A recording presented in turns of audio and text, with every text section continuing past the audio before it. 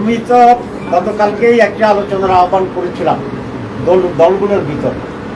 আজকে উপদেষ্টা পরিষদ সেরকম একটি আহ্বানে সকল দলের কাছে জানিয়েছে।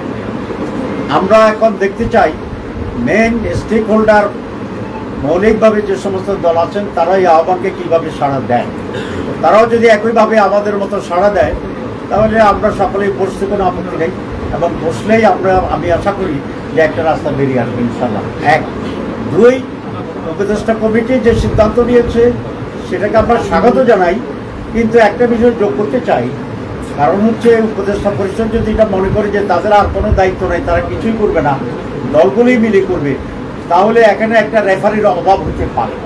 তো সেজন্য আমি বলছি আমরাও চেষ্টা করব উপদেষ্টা পরিষদের পক্ষ থেকে, বিশেষ করে চিফ অ্যাডভাইজার এখানে একটা রেফারির ভূমিকা পালন করবেন আগের মতো, এটা আমি আশা করি। জুলাই সনদ যদি বাস্তবায়ন না হয় তাহলে গণভোট পরে হয়েও তো কোনো লাভ নাই, আগে হয়েও কোনো লাভ নাই।